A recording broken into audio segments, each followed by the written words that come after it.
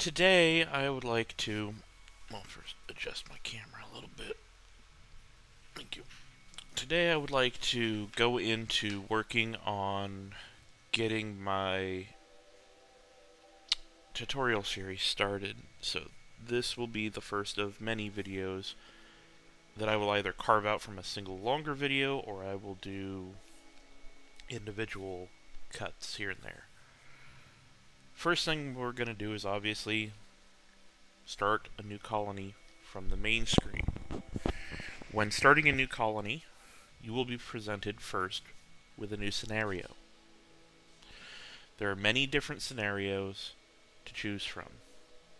Crash Landed, Lost Tribe, The Rich Explorer, Naked Brutality, and many, many more, depending on what DLC modded content you have or any other things. Usually the vanilla starters are Crash Landed, Lost Tribe, Rich Explorer, and Naked Brutality. We will be starting off using we'll use the standard, the 3 Crash Landed standard, for the purposes of this video. Since this is the most common starter package that everybody goes with for this game. What it comes with is 3 people. Your faction type will be new arrivals. What does faction type new arrivals mean? It means you won't be a tribal start, which means that you will have an easier time researching things in the mid tier of the game. So if you want to have access to firearms and electronics and things, and be able to research mid to late game stuff easier, this would probably be the best option. With the Lost Tribe, you're going to have a harder time doing research, even though you have more people, because you will start with 5 from that one. You will be a new tribe, however, which means that your researching level will be lower. The Crash Landed start with 800 silver, 50 packaged survival meals, 30 medicine, 30 components, a bolt-action rifle, a revolver, a plasteel knife, 1 pair of flak pants, 1 flak vest, 1 plasteel flak helmet, a randomly chosen pet, 450 steel, 300 wood, and the map will be scattered with an additional 3 ship chunks, 720 steel, and 7 additional survival meals scattered. What is the difference between starting with and having the map scattered with stuff? Basically, starting with means that the stuff is going to be tightly dispersed around the landing location or the starting location of your 3 people. The stuff that's scattered will be all over the the area of the map in which you start in, but it will be spread out further from your guys' starting position. Okay. Then we move on to the storyteller.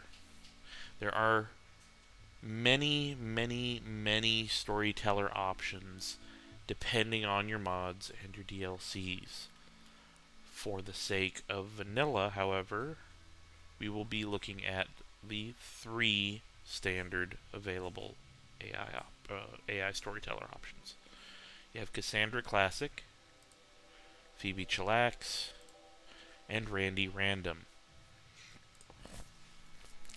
Cassandra creates story events on a classic increasing curve of challenge and tension. She'll push you with dangerous events, then she will give you breathing room, then come back to push once more. Basically, she builds up over time linear challenge with her events. You can get raids, you can get natural disasters, you can get mechanical failures, you can get all the different types of events from all of the different storytellers. However, with Cassandra here, Cassandra will steadily build up to giving more and more and more and more and more of a challenge as time goes on. But you will get a pretty good break window between events. So you will have time to prepare. How difficult it gets is based on which one of these you select. Peaceful, no major direct threats are available. It will completely disable major direct threats. You'll still get challenges like disease and mental breaks, and mad animals can still occur. But having raids will not happen. At Community Builder, threats will start to appear, raids will occur, but they're going to be weak. Adventure Mode, this is the standard quote-unquote strive to survive. You're increasing above basic, and so on and so forth until you get to losing is fun or doing a custom playthrough.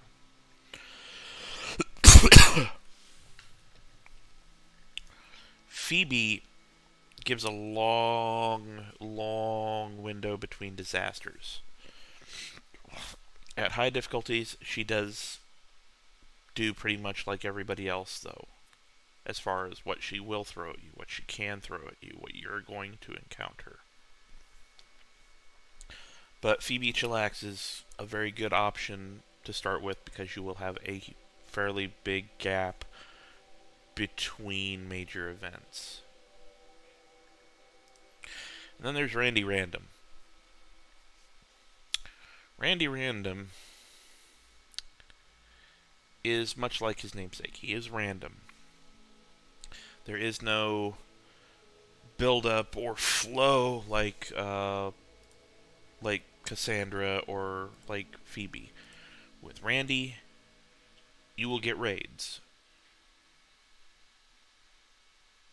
but there will not be consistency. Pardon me. The raids will be fairly randomized. Like, if you've been pissing off a faction intentionally with the hope of getting them to raid you, they may raid. They may not raid. It depends on how Randy feels. You could receive a massive amount of drop pods full of meals. You could receive drop pods filled with human leather. You could receive drop pods filled with waste packs, if you have the DLC for that. With Randy, you never know what you're going to get. You could get a Manhunter pack of chinchillas, as Newbert has said in some of his videos. And very much so, Randy Random is a favorite because of the amount of randomness to the events that can occur. However,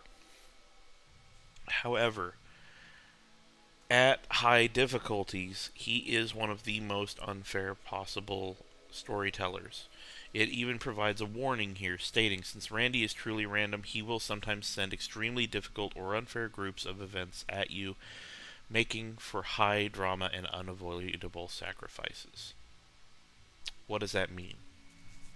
It means, okay, I can get a raid of like 4 or 5 mechanoids that are fairly dangerous, but not too dangerous for the colony. That's not bad. It's something that's takeable.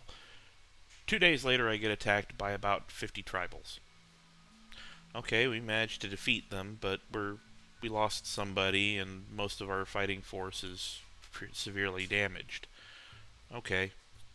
A day later, we get a drop pod raid. Your colony's pretty much wiped at that point. They warn you because you don't know what he's going to do. He could do a drop pod raid. He could give you a new colonist. He could do any number of things. Randy is random. For the purposes of this, I'm going to go with Community Builder on Cassandra Classic with Reload Anytime mode. This is going to be specifically for educational purposes on some of the basic concepts of the game, not trying to take off the training weights, so to speak. and put us into raiding issues. Raids will be handled in a separate video set specifically.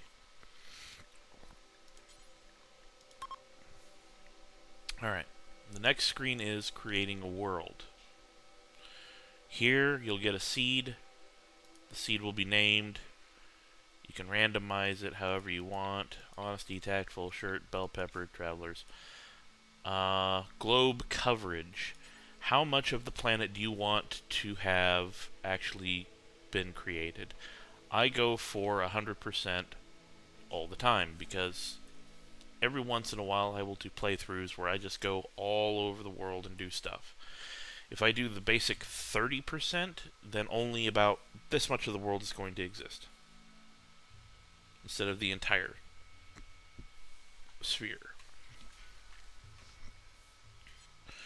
Overall rainfall, overall temperature, population, and pollution.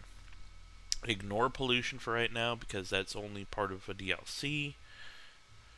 Population, sparse to crowded, is going to indicate how many other settlements of all the different factions there are going to be. Overall temperature, low to high. How hot is your world going to be? How many tropical rainforests are there going to be? How many deserts are there going to be? If you start putting this up high, you're going to have a lot of deserts and a lot of really hot areas. If you put it low, you're going to get a lot more frozen areas or boreal forests and cold places.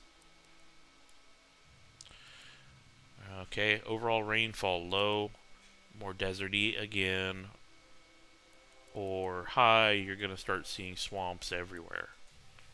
We're going to go with normal, standard on the pollution, because we don't really care about that for right now.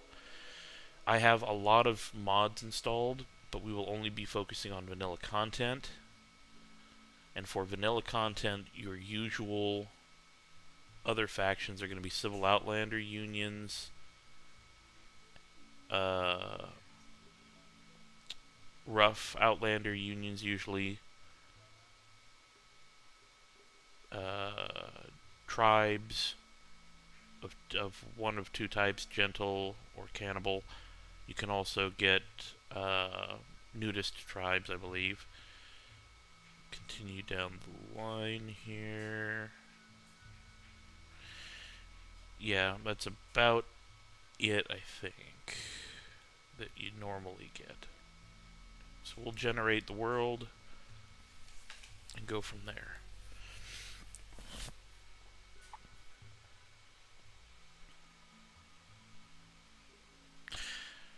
Now, keep in mind that this series is meant to allow people the opportunity to understand enough of the important content that they're seeing when they're doing this so that they can get started. This is not for advanced players. This is not to provide advanced tips and tricks, although you may or may not learn something depending on how much you knew beforehand. I do not claim to be really good at this game. I'm just under 2,000 hours in it. And a large portion of my playtime was in vanilla and then into the DLCs slowly over time. I have about 200 hours in biotech, which is the most recent of the three DLCs. Alright, now then. Now that the world has finished being created, you can see a bunch of little different symbols on there. Those indicate different factions and whatnot. Your world is probably not going to be the same as mine. They all kind of create themselves differently, unless you use the same seed and the same settings and yada yada yada. Okay, so what are we looking for?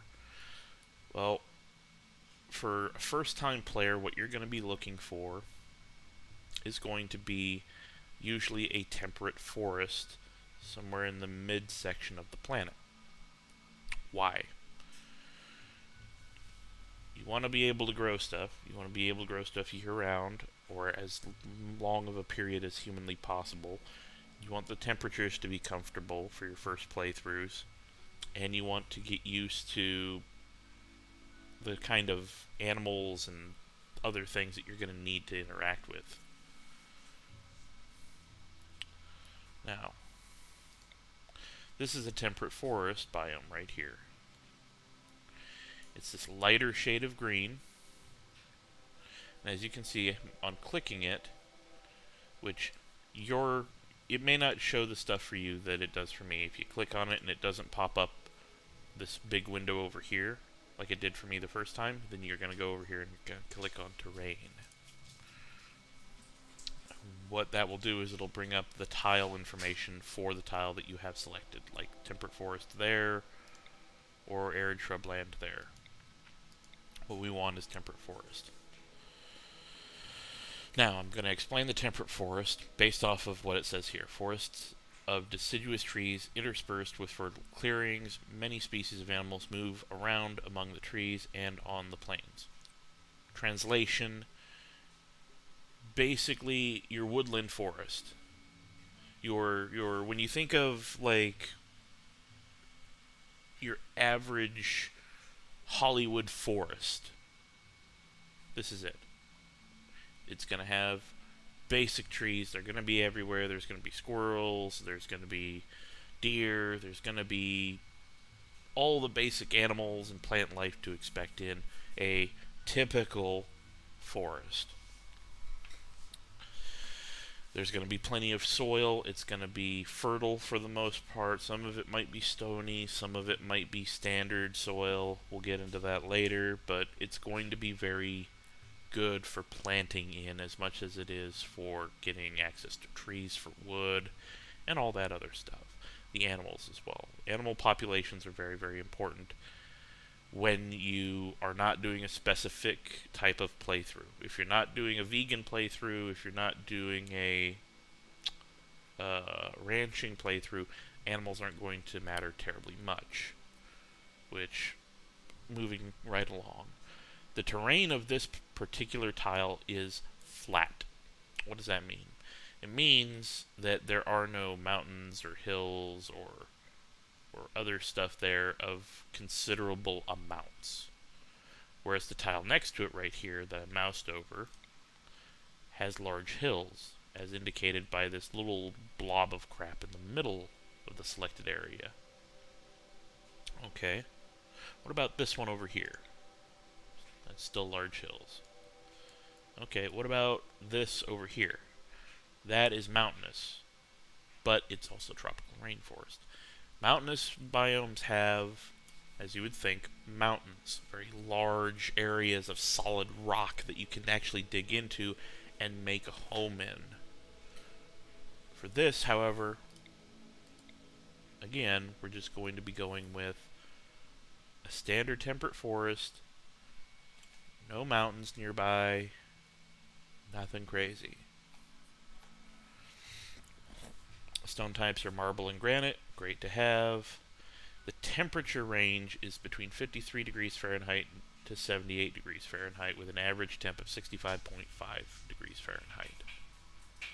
Growing period is year-round. This means that you should be able to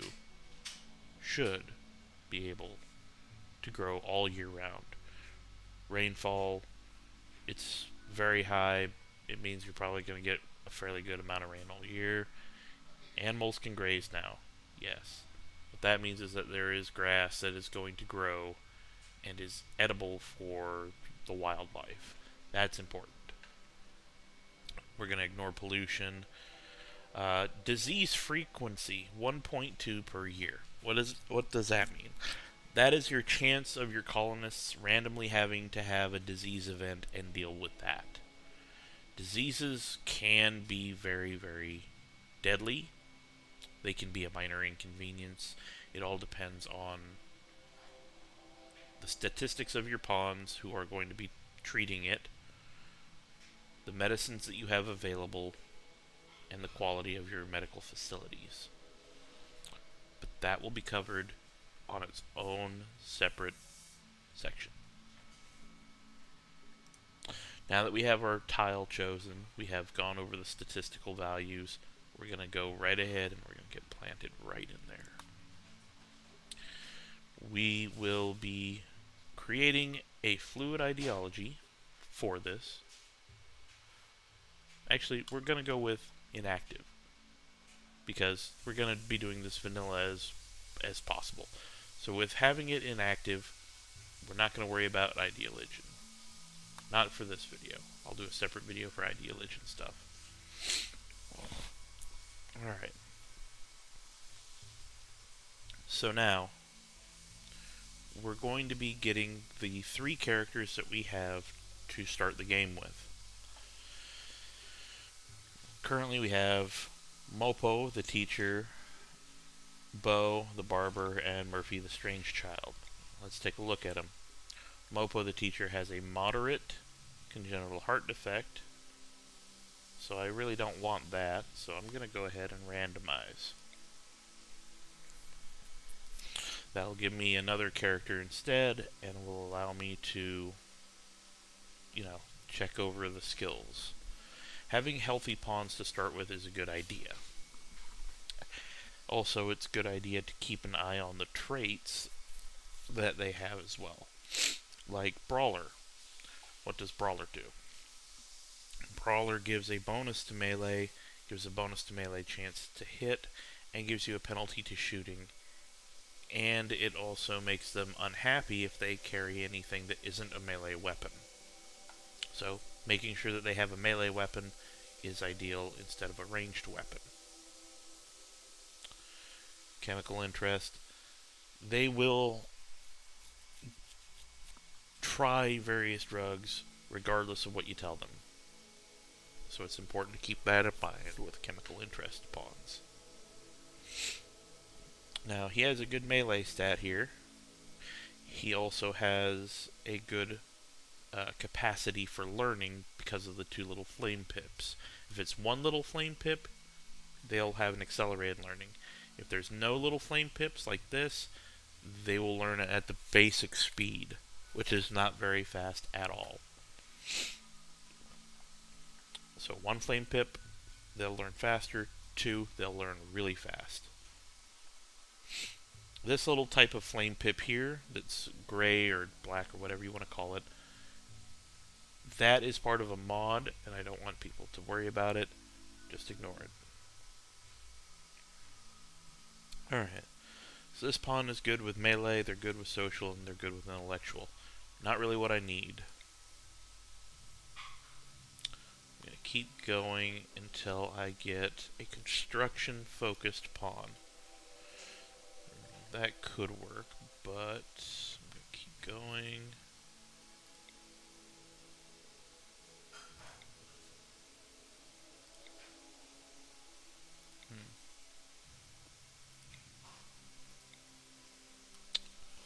Alright. Come on, there's gotta be a good one. Right here. Okay. Volatile.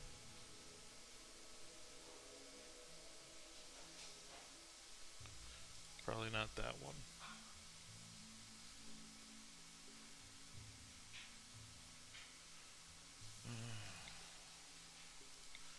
It can be very difficult to find something solid when it comes to statistics. This one has an alcohol addiction. That one can't do squat.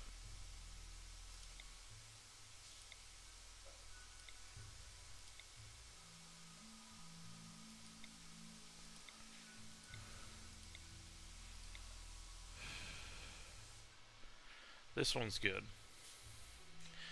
This one has good construction capacity for the future, for learning it up, but they also have cooking in 2 pips. And they have crafting in 2 pips and animals in 1 pip. This is a really good pawn. Something like this is a really good option. As well as, they don't have any health conditions. They start off with Sanguine, which is a really nice trait. It gives them a permanent plus 12 to their mood at all times. They're psychically deaf, which means that they are not affected by psychic phenomena. It also means that they can't really use psychic powers, I don't think. but not a big problem. Alright, let's go over here to Bo the barber. Let's randomize them. We have somebody who can do construction work and cooking. We just need to see if we can get somebody who can do some other supplemental work.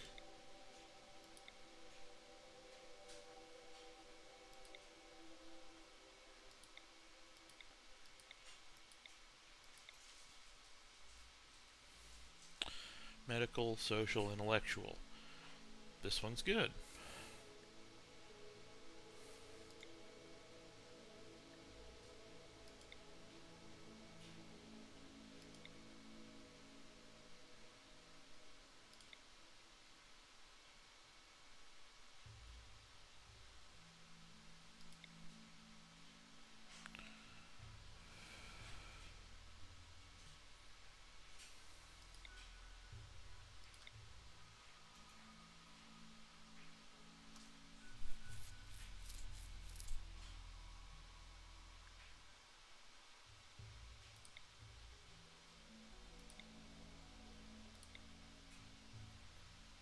Okay, there we go. Alright, now let's go back up to Everlay here, the herbalist. They do have a stab scar. It is painful. It does provide them with pain, which is not a great thing at all.